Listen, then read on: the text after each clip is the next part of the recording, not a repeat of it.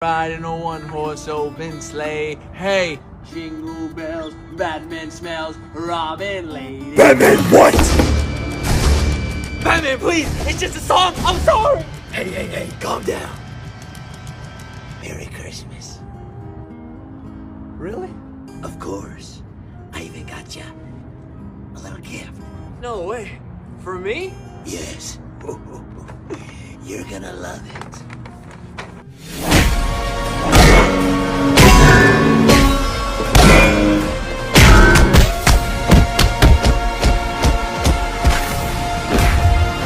Good night.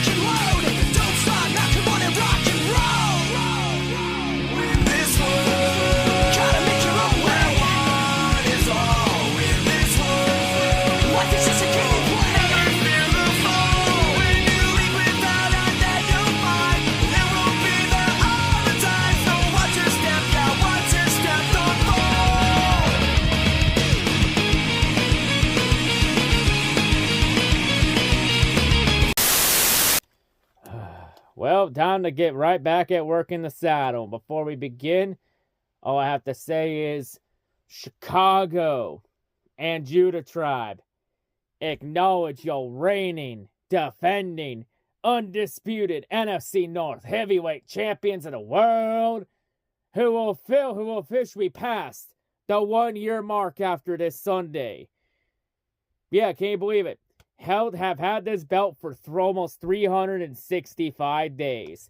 After the Sunday counted a full year as NFC North heavyweight champions of the world, since Detroit took this belt from Minnesota on December 24th last year. So yeah, next week Detroit will officially hit 365. Actually, it'd be 366 days this year, since I believe 2024 was a leap year. I'll have to double check. But it's either 365 or 366. The point is, by next Tuesday, Detroit will be NFC North heavyweight champions for officially 1 full year. But yeah, of course, we got a big game on the road in Chicago on the game before Christmas. Yeah, Christmas is only a week away. Can you believe that? So yeah, we're going to go over this game and let's see how Detroit fares entering against the Chicago Bears, as the Bears are eliminated from playoff contention, while Detroit's still contending for the 1 seed in the NFC. But don't let the Bears being eliminated fool you. The Bears could still play spoiler, especially since it's the most hated division rival coming to town. And yeah, Detroit Lions Santa Claus is coming to town, Chicago, and Detroit Lions Santa Claus is going to do more than just shove coal down your stockings. He gonna shove his size 13 boot straight up your candy asses. But yeah, let's take a look at how this game fares for the Lions coming in this week.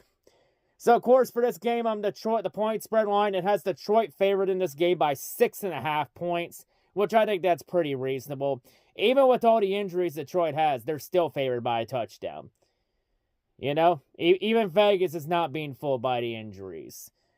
Chicago, they lead the all-time series over Detroit's 105-79-5. But Detroit has won 4 of the last 5 meetings against the Bears, according to meeting on Thanksgiving a few weeks ago that Detroit won on Thanksgiving. And of course, Detroit, they're 6-0 on the road this year, while Chicago's 4-3 at home. In terms of the Bears' key players, I went over this 3 weeks ago on Thanksgiving. So if you want to know what the Bears' key players are, just go into my playlist, go to the Lions preview, scroll down to Lions versus Bears Thanksgiving preview, rewatch that for the key players, and then come right back to this video. And if you've done all that already, and you're all caught up, let's continue on as we'll go over the key injuries for this game.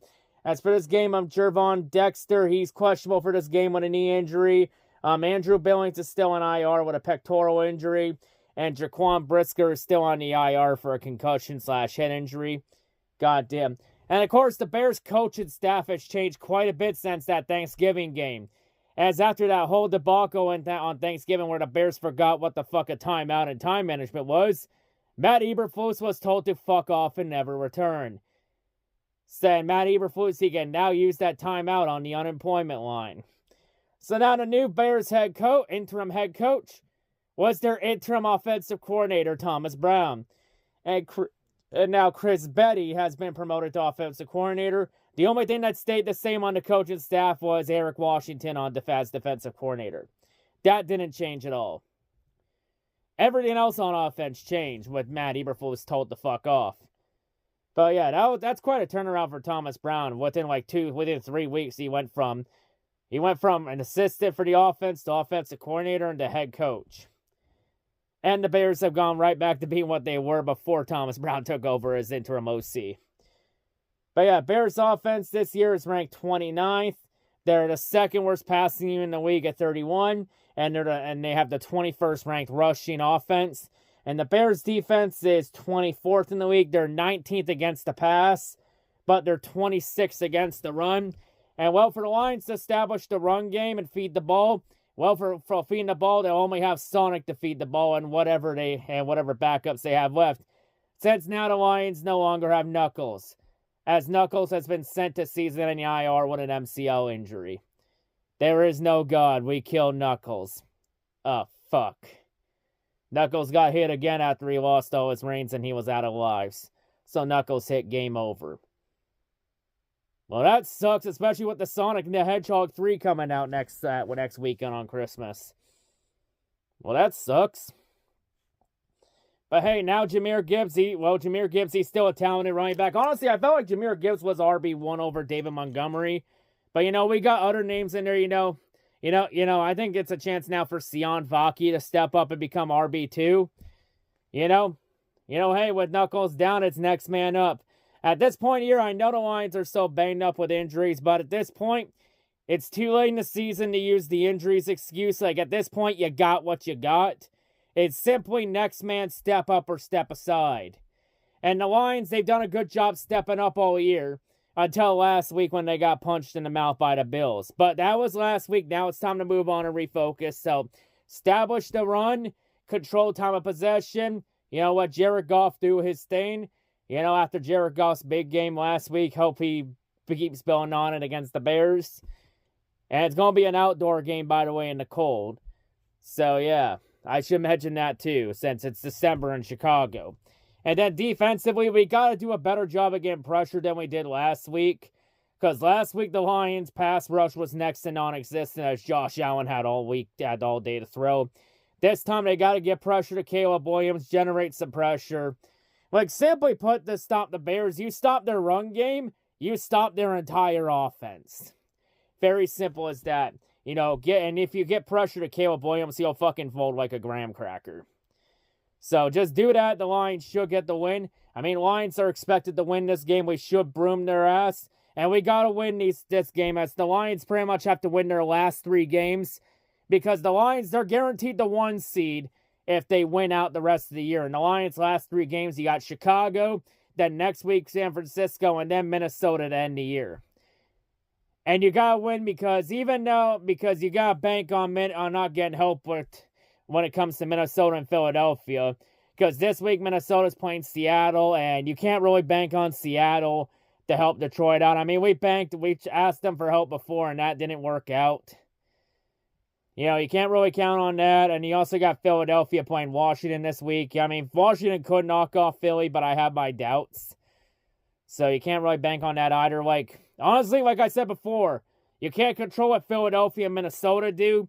The only thing you can control is what you can do. And simply, the Lions just need to go out there and do their job. And plus, keep this in mind. The Lions haven't lost back-to-back games since 2022 when they started 1-6. They haven't lost back-to-back games since they started 1-6 2 years ago. And this week will not be the week that they lose back-to-back games. I know a lot of people said, oh, they think the Lions are going to go on a slide because, oh, they had their 11-game winning streak snapped. Nah, any other time a team that has a long winning streak like that had one on a slide, none of those teams were a Dan Campbell team. A Dan Campbell team is fucking different. And plus, the Lions are going to... I think the Lions will be fine, even with the amount of injuries. You know, it's just next man. Plus a lot of the guys on the IR, they're going to be back in time just for the playoffs. The Lions just got to find a way to survive and find a way to get that 1 seed. Because you get that 1 seed, you get a free bye week for the first round of the playoffs. And you get home field throughout the playoffs, which that will be crucial too. You don't have to travel until potentially the Super Bowl down in New Orleans in February. So yeah, that's why these last 3 games are crucial, because it is especially crucial for the Lions to get that 1 seed so they can get that free bye week and get rested up in time for the playoffs. Plus, last week with the loss to the Bills, like honestly, any other team in Detroit's position, they would have got fucking smoked by the Bills if they had the injury luck that Detroit has had and were banged up as Detroit. Any other team, they would have got completely blown out by the Bills. But Detroit only lost by fucking 6 points. They pushed the Bills to their absolute limit. And there's a chance we may see Buffalo again if we make it all the way to New Orleans. If Buffalo can get past Kansas City in the playoffs, that is. That's the big question for Buffalo. Can they get past Kansas City? That's the real question there. But yeah, you know, plus also, getting punched in the mouth was exactly what this team needed last week. Because I think it would have been a bad thing if we went into the playoffs winning 15 straight games. You know, now we no longer have to worry about keeping that fucking winning streak alive. And, you know, that punch in the mouth last week, it gets us all refocused, gets the team boys refocused, recharged up, and gets them ready. It was what they needed to get themselves psyched up and ready and get themselves ready for the playoffs in a couple weeks.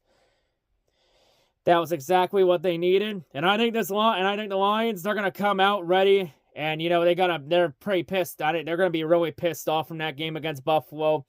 And they're going to be looking to take their anger out on Chicago. Plus, let's be honest, Chicago's got nothing to play for. But at the same time, just because Chicago has nothing to play for, that doesn't guarantee a fucking thing. You still got to come ready to play. Because Chicago, even though Chicago has nothing to play for, that makes them really fucking dangerous Sunday. Because a team that has nothing to play for and nothing to lose is an extremely dangerous team. And before anybody mentions the draft pick, who fucking cares about the draft pick? Chicago don't give a fuck about that draft pick. I mean, Bears fans shouldn't give a fuck about that draft pick. If Ryan Poles is the great fucking GM Bears fans say he is, I mean, if Ryan Poles is the fucking great GM you Bears fans claim he is, then it shouldn't fucking matter where you pick in the draft, and that you can still get a great player if you have Ryan Poles calling the shots anywhere in the draft. Like I said before, I don't really give a fuck about tanking or draft picks or where my team picks in the draft, because at the end of the day, the draft is a total fucking crapshoot. Like, drafting a player like 1st, 2nd, 3rd, 4th, 5th, or 6th, etc. overall, it doesn't guarantee a motherfucking thing. It just guarantees higher expectations for that said player.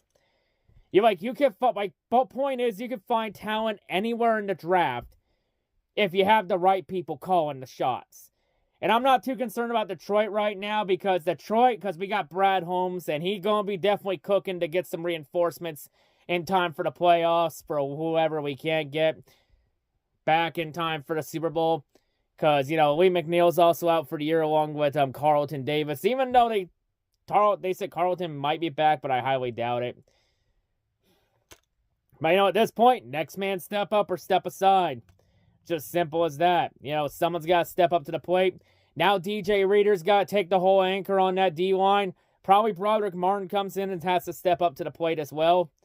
Definitely time for someone to come in here and make a name for themselves. And the Lions they've been able to figure it out for the longest time until Buffalo. The team has done a great job of stepping up when it mattered. And now these next 3 weeks, they're going to have to do it again. Especially with now Minnesota and Philadelphia right on their tail, right on their heels. And keep in mind, Detroit, they have no more wiggle room or room for error. Because Detroit, they have no more mulligans left. They used their last mulligan against Buffalo last week. Now they got 3 games left. It's very simple. Win all 3. You keep the NFC North belt for another year. And you get that 1 seed. And that 1 seed's very crucial. And honestly, it also feels good to go into a Chicago week without having to worry about Judah Tribe trashing the fan base. Since Judah's too focused bashing the Bears fan base over if Caleb Williams is him or not. And I'll be honest, honestly, it kind of feels refreshing and also kind of weird. It's been too quiet. Because Judah Tribe always has the Lions on his mind too. And to be perfectly honest, I don't think about Judah Tribe at all. Unless it's War Week.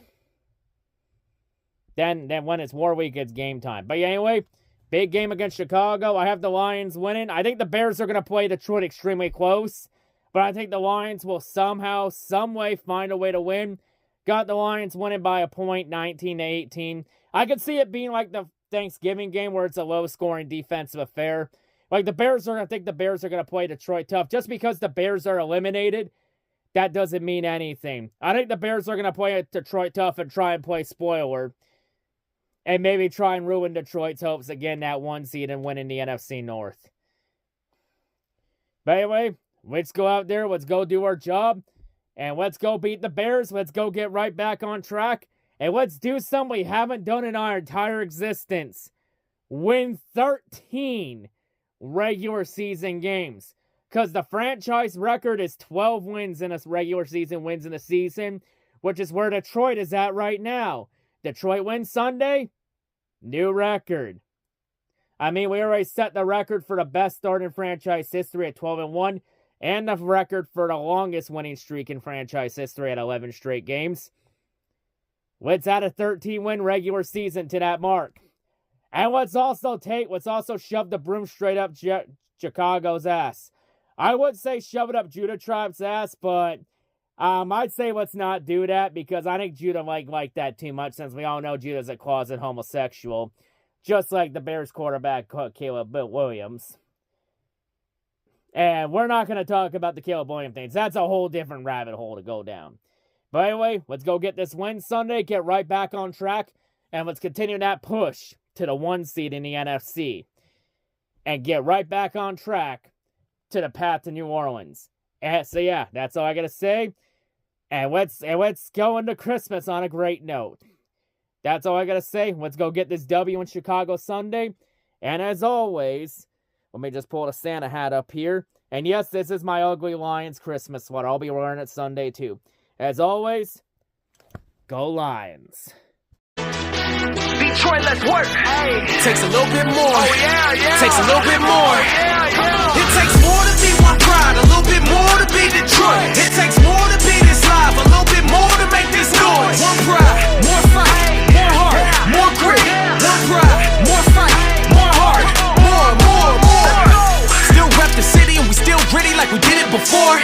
Still defend the den, except this time we brought a little bit more. We ain't kicked off, it sound like we scored. Turn it up, that's what kickoff is for. When you talking about one pride, we don't get loud, we deliver the war. Tell them boys when the coin flip, we gon' come with it, don't fumble it. The pressure's high and the fresh jerseys with block numbers gon' double it. Hey, it's one pride